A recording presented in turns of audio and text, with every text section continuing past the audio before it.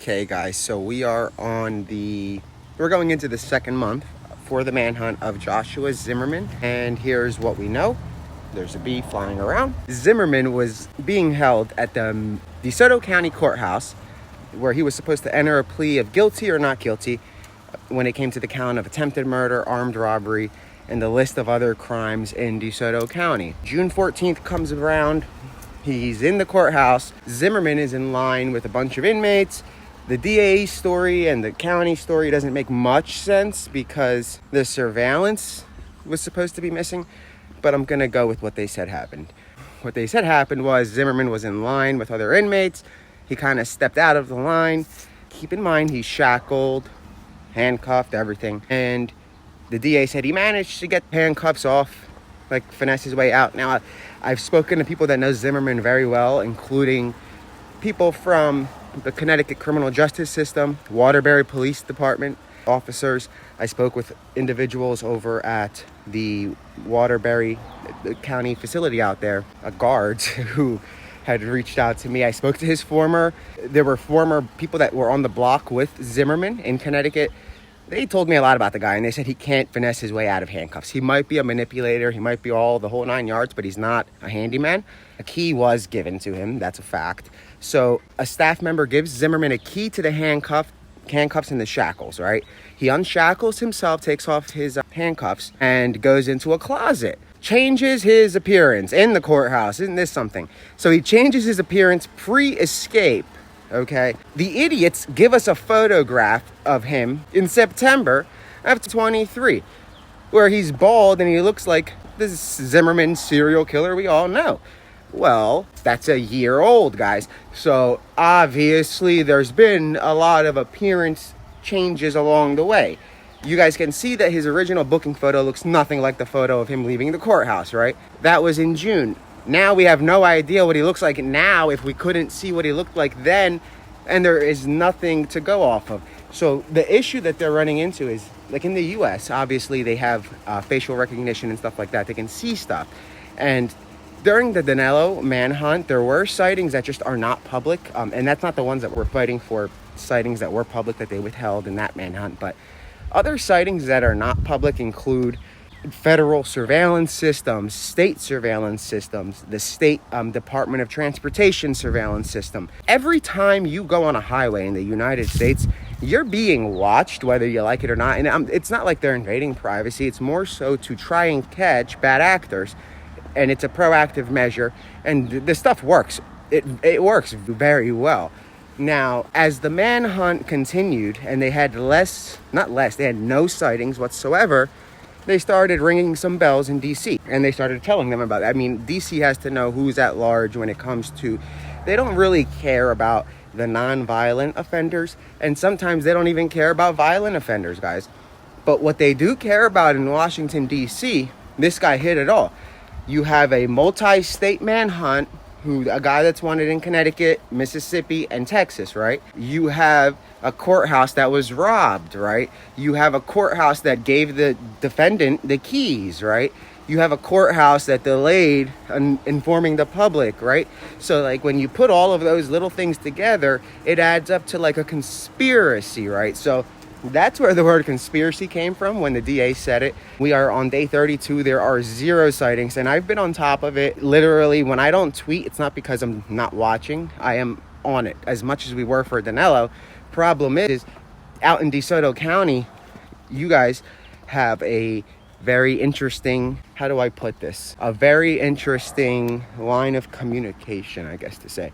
So I had to pull a lot of favors to get the correct radios that we need to tap into the DeSoto County region, because they seem to have, like, according to people that I know that are in federal law enforcement, when it comes to like those apps, Broadcastify and stuff, that stuff works, right? And they're supposed to, for the most part, have a clear signal. Now, when DeSoto County, they are not on that, but they are on some other websites. Their radios are so staticky that it's a setting. So like my sources here in Pennsylvania say when they don't want the public or the media to know what they're saying, they turn on like what's called a white noise kind of thing, and the officers will hear clearly, but the public will hear and it cuts up, right? DeSoto has been like that since like May, okay? The guy escaped in June. That said, DeSoto doesn't really want the people knowing much of anything out there, but we're going to have we're going to be tapped into DeSoto's radio communications to see if they really are searching for the guy or not. Radio frequencies are public, so that they shouldn't be playing around with them anyway.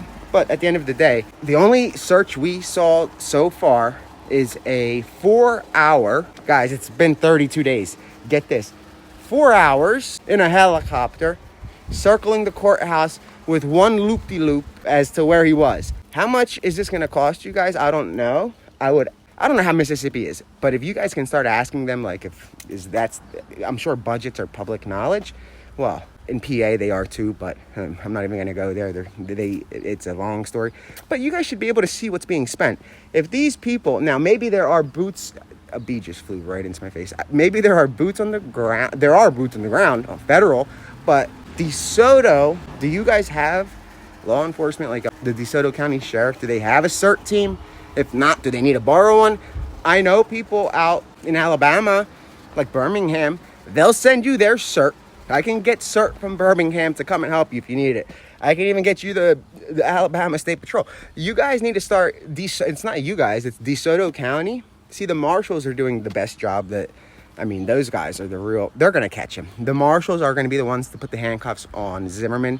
So Sheriff Tuggle, whatever your name is, get that out of your head. The local sheriff is never going to, that just doesn't happen. But there's an escaped killer on the loose. You really think that you're going to be the one to catch him? No. So the Marshals are the guys who catch the monsters that the idiots let out. Same thing happened here in Chester County. The idiots let Danilo Cavalcante out. But they didn't let him out this guy, Zimmerman, got let out. Cavalcante crab walked his way out, and it's history from there. But that was an interesting manhunt. But now we're way beyond that Cavalcante thing. The only thing that's not there is the media hype yet. And that's because the guy, I guess, is not convicted. But I'm sorry, if you commit identical crimes in 3 separate states, one of them on the East Coast, and then you have Texas. Okay, you have like the most extreme changes. Okay, you have like the Connecticut criminal justice system and then Texas. If you're going around to those states and they're all accusing you of the same thing, something probably isn't right. You don't have to be convicted in my book. If you're wanted for violent crimes in multiple states against women, and I'm finding out more about Zimmerman and children, and that's going to be an interesting thing. If that, which it will, I have to try to see how we can get a copy, because of the problem is when it comes to children, stuff is sealed and we would never say the names. But I want to know what this, obviously he's a sicko to begin with, but I want to know if he victimized children. And there is something about him and an infant, and that's something that I would like to know more about, and that's out in Connecticut. So again, Connecticut dropped the ball on this guy. They let a vile criminal kind of get a slap on the wrist, give him a little nothing. He gets out on a bond after he does some time, because he gets out on bond for raping his cellmate right before he's leaving. Now, okay, I'm not going to get into that. So, cuts off his bracelet, flees, goes to Texas, kills the girlfriend because he thinks she's going to turn on him and turn him in, just like Danilo. From there, he goes to Mississippi, shoots a victim, doesn't kill the guy, which is a little interesting. And well, what happened then? That's the thing, guys. They won't tell us. And you guys should know what's going on. It's your community. You pay taxes. So again, if you see something, say something. There have been no sightings. And I promise as soon as there are, I'm going to be live right away. So like we have a group chat established. And then I also have separate chats with locals that don't want to be in the group chat. And then I have other chats with random law enforcement that I just go to debunk a rumor or to confirm something, right? So like if he's in custody, like I told you guys before, we're going to be one of the first to know. So we're going to have that photo of him being handcuffed. If they kill him, we won't have that photo, right? But as soon as he's in custody, I'm going to get those 2 words and they're going to send me a picture. They always do. And you guys are going to be the first to know. I'm going to put up in custody. It's over. That's it. 2 words. That's what we want. We don't even want to see the guy get killed. We just want him in custody. I would love to know what happened. I would love to know who helped him escape from the government. You don't have to snitch on your friends, Zimmerman, but tell us who's corrupt in DeSoto County. You know, you don't live there and they deserve to know. Maybe you can get some brownie points with them. You didn't kill their victim and you told on the corruption. They might not be as mad at you as Connecticut and Texas, you know what I mean? But again, if you see something, say something, check your ring cameras, check your surveillance, call 911, report any information that may lead to his arrest to the U.S. Marshals. If you see something suspicious, if you own a store and somebody's coming in and buying more supplies, indicating that there's an extra person in the home, call the U.S. Marshals, let them know. Just every single tip that gets sent to them is read in full by the task force that is searching for Zimmerman. You're not going to get a response unless they need to talk to you. And if they do, great, talk to them. But send tips. Just because they don't respond doesn't mean they are ignoring them. They have technology that sorts through what is needed to obviously prioritize, what might not be a priority. So again, see something, say something, check your ring cameras. I'm going to be back throughout the day. Well, I keep saying that, but I'm never back throughout the day because there hasn't been an update. So today I do plan to have a flight radar video done that just shows at least the DeSoto County search. And then we'll do one with the Memphis because that one's confusing. The guys were locking down like little runways and stuff. So if you see something, say something. Again, dial 911. If you see Zimmerman, if you have information that may lead to his arrest, call the U.S. Marshals or Dog the Bounty Hunter. And stay safe. Do not approach. Do not apprehend. If you see something, say something. Dial 911.